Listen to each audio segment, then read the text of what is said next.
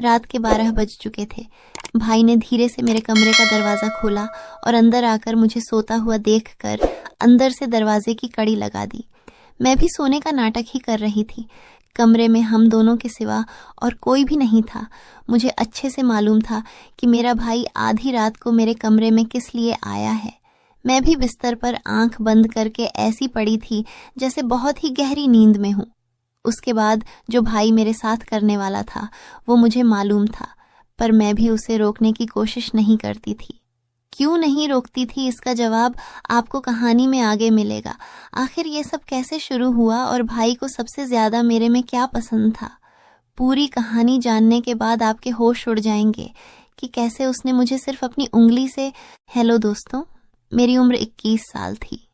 मैं second year की student थी। उन दिनों गर्मी शुरू हो चुकी थी, इसलिए हमें कॉलेज से छुट्टियां मिल गई थीं। रोज की तरह आज भी पूरे घर की सफाई करने के बाद मैं अपने बिस्तर पर आराम कर रही थी।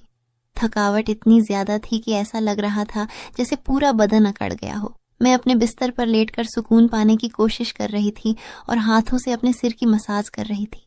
तभी मेरी एक कराहती आवाज सुनकर मेरा भाई विक्की बंद कमरे में आया और कहने लगा, क्या हुआ दीदी, तबीयत तो ठीक है?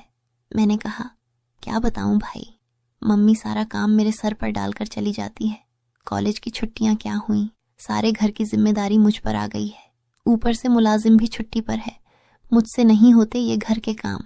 मेरी बात सुनकर वह मेरे पास बैठ गया और कहने लगा, मेरी प्यारी बहन, कोई बात नहीं, मैं अब भी तुम्हारे लिए दूध लेकर आता हूँ, उसे पियोगी तो सुकून मिलेगा। विक्की की बात सुनकर मैं मुस्कुरा दी और कहा, बस तुम खाना बाहर से ले आना, मैं थोड़ी देर सो जाऊंगी। इसके बाद वह वापस दूध लेकर आया।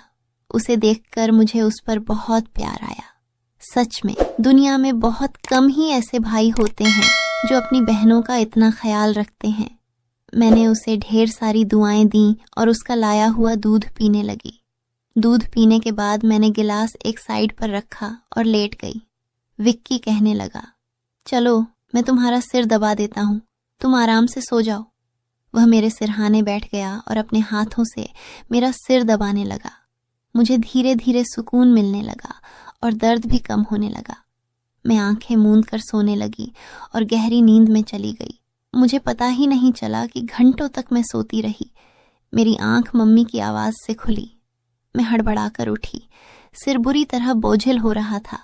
घड़ी पर नजर डाली तो रात के 9 बज रहे थे। मुझे एकदम झटका सा लगा। बड़ी अजीब बात थी कि पापा ऑफिस से वापस आ चुके थे। शायद थकावट की वजह से मुझे वक्त का एहसास ही नहीं हुआ। जैसे ही उठकर 2 कदम चली, मुझे चक्कर आ गए। आंखों के आगे अंधेरा छा गया। अगर दीवार का सहारा न लिया होता तो यकीनन गिर जाती। फ्रेश होकर बाहर आई तो देखा खाने की टेबल पर सब मेरा ही इंतजार कर रहे थे। मैं जाकर आराम से कुर्सी पर बैठ गई। विक्की मुझे देखकर मेरी प्लेट में खाना डालने लगा। फिर मम्मी से कहने लगा, मम्मी, अन्नू पर काम का बोझ थोड़ा कम डाला करें। अगर अन्नू नहीं आ रही है तो उसकी जगह किसी और को रख लें। यह बेचारी सारा दिन काम करके थक जाती है। देखें तो इसकी रंगत भी पीली पड़ चुकी है। मेरी हालत वाकई खराब हो चुकी थी। मैं बहुत थकी हुई महसूस कर रही थी। मम्मी और पापा दोनों ही जॉब करते थे, क्योंकि सिर्फ पापा की नौकरी से घर चलाना मुश्किल था। ऊपर से हमारी पढ़ाई के खर्चे भी कुछ कम नहीं थे, इसलिए मम्मी भी उसी कंपनी में काम करती थी जहां पापा नौकरी करते थे। मैं और विक्की कॉलेज जाते थे, मगर अभी गर्मियों की वजह से छुट्टियां थीं, इसलिए हमें घर पर ही रहना पड़ रहा था। मैंने यह बात नोट की थी कि पिछले कुछ दिनों से विक्की मेरे साथ कुछ ज्यादा ही जुड़ गया है। जब से मेरी छुट्टियां हुई थीं, वह मेरा बहुत ख्याल रखने लगा था। अगर मैं घर का कोई काम कर रही होती तो आकर मेरी मदद करने लगता। अगर मैं थक जाती तो मेरा सिर दबाने लगता। मैं उसे मना करती, मगर वह कहता, नहीं, तुम थक चुकी हो, इतना काम करती हो, मेरा हक है कि मैं तुम्हें सुकून पहुंचाऊं। मैं भी चुपचाप लेटी रहती। लेकिन एक रात जो कुछ हुआ उससे मेरे होश उड़ गए। क्या विक्की कभी ऐसा कर सकता है? उस रात मैं अपने कमरे में सो रही थी। आधी रात को मुझे महसूस हुआ जैसे कोई मेरे कमरे में आया हो। वह आहिस्ता आहिस्ता चलता हुआ मेरे बिस्तर के करीब आ रहा था। भले ही मैं सोने की कोशिश कर रही थी, मगर मेरा दिमाग पूरी तरह जाग रहा था। मैंने अचानक हड़बड़ाकर आंखें खोल दी। कमरा अंधेरे में डूबा हुआ था। जब मैंने चारों ओर देखा तो कमरे में कोई नहीं था, बस दरवाज़ा थोड़ा खुला हुआ था। मैं हमेशा सोने से पहले दरवाज़ा बंद करके सोती थी, फिर यह कैसे खुल सकता था? नींद से भरी आंखों से उठकर मैंने दरवाजे को बंद किया और लॉक कर दिया। फिर पलटकर बिस्तर पर सोने चली गई।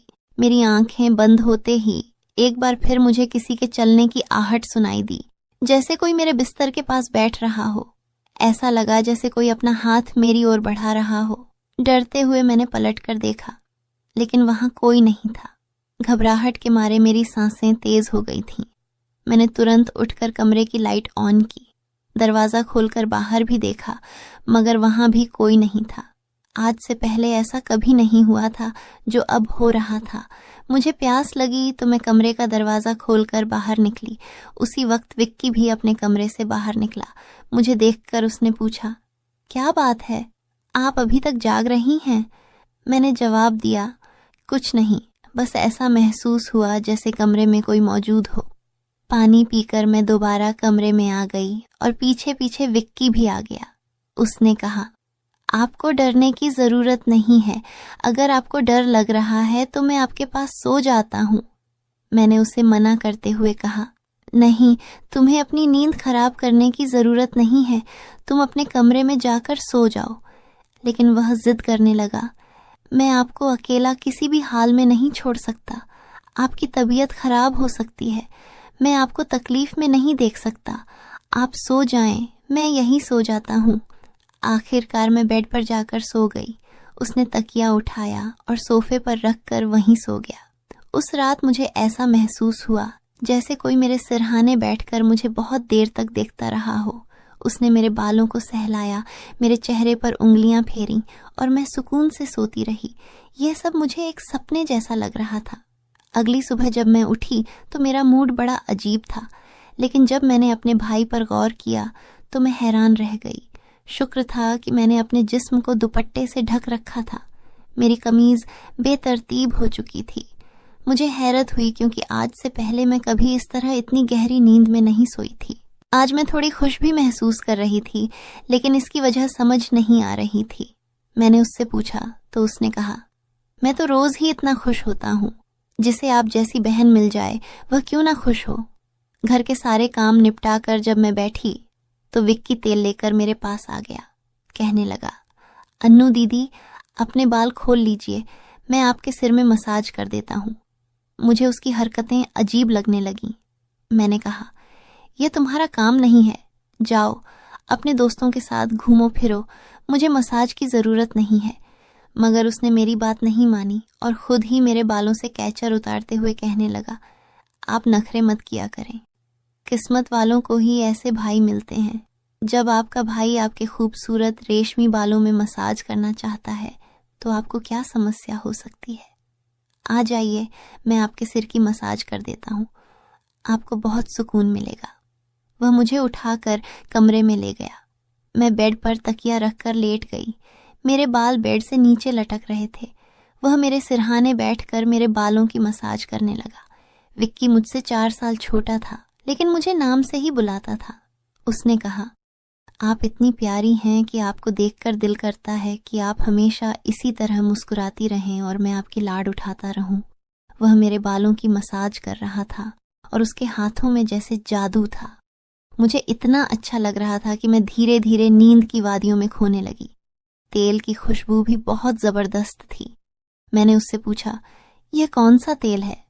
वह बोला, यह बहुत ही खास तेल है, खास आपके लिए। आपके जो इतने हसीन बाल हैं ना, यह उन्हीं बालों के लिए बना है। उसकी बातें बहुत प्यारी थीं, हालांकि मैं समझ नहीं पा रही थी कि वह किस लहजे में बात कर रहा है। बहरहाल मसाज के दौरान ही मैं गहरी नींद में खो गई। कुछ देर बाद जब मेरी आंख खुली तो मेरा पूरा बदन दर्द से टूट रहा था। ऐसा लग रहा था जैसे मेरी टांगों पर बहुत ज्यादा वजन रखा गया हो। पूरे बदन में दर्द सरक रहा था। मैं धीरे धीरे उठकर बैठी और आसपास देखने लगी। मेरी हालत अजीब थी। जब मैंने खुद पर गौर किया तो देखा कि मैं पूरी तरह भीगी हुई थी। जैसे किसी ने मुझे नहला दिया हो। मेरे कपड़े गीले थे, पंखा बंद था और कमरे में गर्मी थी। ये सब क्या हो रहा था? बड़ी मुश्किल से मैं बेड से उठी। मुझे चक्कर आ रहे थे, चलना मुश्किल हो रहा था। मैं अपनी हालत समझ नहीं पा रही थी। ऐसा क्यों लग रहा था कि मैंने सोया नहीं, बल्कि कोई भारी मेहनत वाला काम किया हो। बड़ी मुश्किल से चलकर मैं बाथरूम गई और फ्रेश हुई। अपनी हालत पर गौर किया तो लगा जैसे शरीर पूरी तरह थकावट से चूर था। जब मैं कमरे से बाहर निकली तो मुझे फुसफुसाने की आवाजें सुनाई दी। ऐसा लग रहा था जैसे कोई किसी से बात कर रहा हो। घर में मेरे और विक्की के अलावा कोई नहीं था। फिर वह किससे बात कर रहा था? मैं पहले किचन में पानी पीने गई, मगर तब तक वह फुसफुसाहट रुक चुकी थी। मैं किचन के दरवाजे के पास खड़ी थी जब मैंने बैठक से किसी को निकलते देखा। उसके हाथ में काफी पैसे थे, जिन्हें देखकर वह मुस्कुरा रहा था। यह देखकर मेरे माथे पर बल पड़ गए। अगले ही पल उसकी नजर मुझ पर पड़ी। मुझे देखकर उसने कहा, अन्नू, आप उठ गईं? मैं उसकी तरफ धीरे धीरे चलकर गई। वह हड़बड़ाकर पैसों को अपनी पैंट की जेब में डालने लगा, मगर मैंने उसका हाथ पकड़कर उन पैसों को सामने लाकर पूछा, इतने पैसे तुम्हारे पास कहाँ से आए? वह नजरें झुका चुका था। धीरे से कहने लगा, आप प्लीज पापा को मत बताना। मैं ताज्जुब में थी कि उसने यह पैसे पापा को क्यों नहीं दिए। मैंने सख्ती से पूछा तो वह सहम गया। उसने कहा, ये पैसे तो पापा के एक दोस्त ने कई साल पुराने कर्ज के रूप में लौटाए थे। मैंने सोचा था कि इनसे मोबाइल खरीद लूंगा, लेकिन उसने पैसे मुझे थमा दिए। मैंने उसे डांटते हुए कहा, हाँ, तुमने अच्छा किया। घर के हालात देखो किस कदर खराब हैं। हमारे माँ बाप दोनों नौकरी कर रहे हैं और तुम मोबाइल खरीदने की बात कर रहे हो। वह शर्मिंदा हो गया। उसी रात मैंने वे पैसे पापा को दे दिए। उस रात विक्की मुझसे कोई बात नहीं कर सका और जल्दी सोने चला गया। अगले दिन मैं किचन में काम कर रही थी जब विक्की अपने दोस्तों के साथ घर में दाखिल हुआ। मैं यह देखकर हैरान थी कि वह अपने दोस्तों को सीधा लाउंज में ले आया था। उस वक्त मैं दुपट्टा उतारकर बर्तन धो रही थी। जैसे ही वे सब हंसते हुए अंदर आए, मैंने तुरंत दुपट्टा ओढ़ लिया। मैंने उसे समझाने की कोशिश की, ये क्या तरीका है? तुम जानते हो इस वक्त मम्मी पापा घर पर नहीं हैं, फिर भी तुम इन लोगों को घर ले आए हो। विक्की तुनक्कर बोला, ये मेरा घर है। जब आपको मेरा ख्याल नहीं है तो मैं आपका ख्याल क्यों करूं? अच्छा, खाना तैयार करो। ये मेरे बहुत खास दोस्त हैं। वह मुझसे काफी नाराज लग रहा था, मगर अब मैं क्या करती? खाना तो बनाना ही था। मैं उसके दोस्तों के लिए खाना बनाने लगी। तभी वह बोला, खाना परोसने भी तुम खुद ही आओगी। विक्की का यह रवैया मुझे हैरान कर रहा था। छोटी सी बात पर वह इतना कैसे बदल सकता था? मैंने खाना टेबल पर लगा दिया। मैंने गौर किया कि उसके दोस्त बार बार मुझे घूर रहे थे। वे सभी विक्की की उम्र से बड़े लग रहे थे और अजीब तरीके से मुझे देख रहे थे, जैसे मुझे निगल ही जाएंगे। मैं डरकर अपने कमरे में चली गई और खुद को बंद कर लिया। जैसे ही वे गए, मैं विक्की पर फट पड़ी, दोबारा तुम्हारे ये दोस्त इस घर में नजर नहीं आने चाहिए। मगर वह अगले ही पल मेरे गाल थाम कर कहने लगा, इतना गुस्सा कहाँ से आता है? वे दोबारा नहीं आएंगे, लेकिन आप इस बारे में मम्मी पापा को कुछ नहीं बताएंगी। विक्की के इस बर्ताव से मैं परेशान हो गई। वह कभी प्यार जताने लगता था तो कभी चिढ़ने। बहरहाल मैंने हामी भर दी और अपने कमरे में चली गई। मुझे विक्की की हरकतें दिन ब दिन अजीब लगने लगी थीं। उस रोज भी जब मैं अपने कमरे में आराम करने के लिए सोई तो अचानक मुझे अपने पैरों पर किसी के हाथ महसूस हुए। मैंने चौंक कर आंखें खोलीं तो देखा कि विक्की मेरे पैरों को अपनी गोद में रखकर मसाज कर रहा था। मैंने तुरंत उसे ऐसा करने से मना किया, मगर वह कहने लगा, मैं जो कर रहा हूँ मुझे करने दो। इस घर में एक मैं ही हूँ जिसे आपकी इतनी फिक्र है। मम्मी पापा को तो काम से ही फुर्सत नहीं है। मैं भी थक चुकी थी। आंखें बंद की और सोने लगी। विक्की के हाथों की मसाज से मुझे नींद आ गई, लेकिन जब मेरी आंख खुली तो मेरे होश उड़ गए। मेरा सिर बुरी तरह चकरा रहा था। बिस्तर की चादर बिल्कुल बेतरतीब हो चुकी थी। बिस्तर पर एक शर्ट और एक मेल परफ्यूम पड़ा था। यह सामान किसका था? मैं कुछ बोल नहीं सकी। मेरे सिर में इतनी तेज दर्द था कि मैं फिर से बिस्तर पर गिर गई। ऐसा लग रहा था जैसे किसी ने मुझे बेहोशी की दवा पिला दी हो। पास में फुसफुसाने की आवाजें आ रही थीं, मगर कौन बोल रहा था यह मैं पहचान नहीं सकी। मुझे सिर्फ विक्की की आवाज़ सुनाई दे रही थी। ऐसा लग रहा था जैसे वह मेरे कमरे में मौजूद हो और मुझे उठाने की कोशिश कर रहा हो। कुछ देर बाद जब मेरी आंख खुली तो सारा दृश्य मेरी नज़रों के सामने घूमने लगा। मैंने सबसे पहले बेड की तरफ देखा, जहाँ पहले शर्ट और परफ्यूम पड़े थे, मगर अब वहाँ कुछ भी नहीं था। आज फिर मेरी हालत बहुत अजीब थी। मैं कोई बच्ची नहीं थी जो यह सब कुछ समझ न पाती। घर में मेरे और विक्की के अलावा और कोई नहीं था। फिर मेरे सोने के बाद ऐसा क्या होता था कि मेरा पूरा शरीर पानी से नहला दिया गया हो? सिर्फ इतना ही नहीं, मेरा शरीर दर्द से चूर था और रंगत भी बिल्कुल पीली पड़ चुकी थी। दिन ब दिन विक्की मेरे करीब आने की कोशिश कर रहा था, मगर मैं हर बार कोई न कोई बहाना बनाकर अपने कमरे में चली जाती थी। मेरे दिमाग में अजीब अजीब से विचार आने लगे थे। तबीयत भी काफ़ी ख़राब रहने लगी थी। मेरी हालत देखकर माँ भी परेशान हो गई। उन्होंने कहा कि वह अगले दिन ऑफिस से छुट्टी लेकर मुझे डॉक्टर के पास ले जाएंगी, ताकि पता चल सके कि मुझे क्या समस्या है। उस रात मैं बार बार उठ रही थी और ठीक से सो नहीं पाई। अगले दिन मेरे माता पिता हमेशा की तरह अपने काम पर चले गए। मुझे लगा शायद उन्हें मेरी परवाह नहीं थी। आखिरकार मैं खुद ही डॉक्टर के पास गई। वहाँ अल्ट्रासाउंड से पता चला कि मैं गर्भवती हूँ। यह सुनकर मेरे होश उड़ गए। आखिर यह सब मेरे साथ कौन कर सकता था? विक्की मेरा भाई था, लेकिन फिर मेरे दिमाग में यह बात आई कि मैं उसे सगा भाई समझती हूँ, जबकि वह मेरा सौतेला भाई है। विक्की मेरी माँ की दूसरी शादी से था, जबकि मैं उनकी पहली शादी की औलाद थी। इस तरह की बातें मुझे गलत सोचने पर मजबूर कर रही थीं। मुझे समझ नहीं आ रहा था कि यह बात मैं अपने माता पिता को कैसे बताऊं।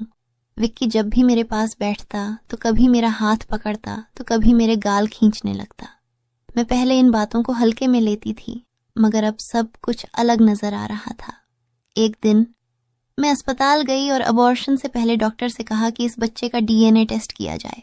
डॉक्टर ने रिपोर्ट दी और जब मैंने उसे देखा तो मेरी सांसें थम गईं। जो मैं सोच रही थी वैसा कुछ भी नहीं था। बच्चा विक्की का नहीं था, लेकिन फिर सवाल उठा, यह किसका था? मैंने इस गुत्थी को सुलझाने के लिए अपने कमरे में मोबाइल का कैमरा फिट कर दिया। मुझे सच जानना था। कुछ दिनों बाद जब माँ पापा घर पर नहीं थे, विक्की फिर मेरे पास आया। उसने मेरे सिर की मालिश शुरू कर दी। मैंने बहुत कोशिश की कि मैं ना सोऊं, मगर तेल में शायद कोई बेहोशी की दवा मिलाई गई थी। जैसे ही मैं उस तेल को सूंघी, बेहोश हो गई। 1 घंटे बाद जब मुझे होश आया तो माँ बाप घर लौट आए थे। मैंने तुरंत अपने कमरे में लगे कैमरे की रिकॉर्डिंग देखी और जैसे ही सच्चाई सामने आई, मेरे पैरों तले जमीन खिसक गई। विक्की मेरे कमरे में अपने घटिया दोस्तों को लाता था। वे मेरे साथ घिनौना बर्ताव करते थे। अपना काम पूरा करने के बाद वे विक्की को पैसे देकर चले जाते। यह देखकर मैं पूरी तरह टूट गई। गुस्से और सदमे में मैं अपने कमरे से बाहर निकली। मैंने विक्की का गिरेबान पकड़ा और थप्पड़ों की बरसात कर दी। मम्मी पापा भी यह सब देखकर दौड़ कर आए। पापा ने मेरे हाथ पकड़ लिए और गुस्से में कहा, होश में हो क्या? पागल हो गई हो? क्यों मार रही हो इसे? मैं रोते हुए चिल्लाई, आप देखिए यह जलील इंसान मेरे साथ क्या कर रहा है। मैंने उन्हें कैमरे की रिकॉर्डिंग दिखा दी। वीडियो देखकर माँ फर्श पर गिर पड़ी। पापा को भी अपनी आंखों पर यकीन नहीं हो रहा था। गुस्से से भरे पापा ने विक्की को पकड़कर पीटना शुरू कर दिया। उसके मुंह और नाक से खून बहने लगा। तभी विक्की गुस्से में चिल्लाया, मैंने इसे कभी अपनी बहन समझा ही नहीं। मुझे पैसों की जरूरत थी और लोग इसके लाखों रुपए देने को तैयार थे। मुझे अपनी जरूरतें पूरी करनी थी, इसलिए मैंने यह कदम उठाया, अपनी बहन की जिस्म फरोशी करवाई। यह सुनकर मैं अपने कानों पर हाथ रखकर बस रोती रही। पापा ने उसे इतना मारा कि वह लहूलुहान हो गया, मगर जैसे तैसे वह खुद को छुड़ाकर घर से भाग गया। उसके बाद वह कभी भी उस घर में लौट कर नहीं आया। मेरे पेट में पल रहा बच्चा नाजायज था।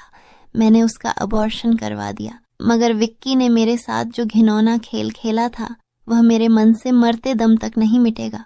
भाई वही होता है जो आपका सगा हो और आपकी इज्जत करे। किसी भी अनजान मर्द के सहारे अपनी जवान बेटी को छोड़ना बहुत बड़ी गलती है, क्योंकि ऐसे शैतानी मर्द हर वक्त इसी ताक में रहते हैं कि किसी बेबस और मासूम लड़की की इज्जत को नीलाम कर सकें। मैं अपने सभी सुनने और पढ़ने वालों से यही गुजारिश करूंगी कि अपनी बेटियों का हमेशा ख्याल रखें, उन्हें पर्दे में रखें और कभी किसी अनजान मर्द के सहारे अकेला न छोड़ें। इस पूरे मामले में गलती किसकी थी?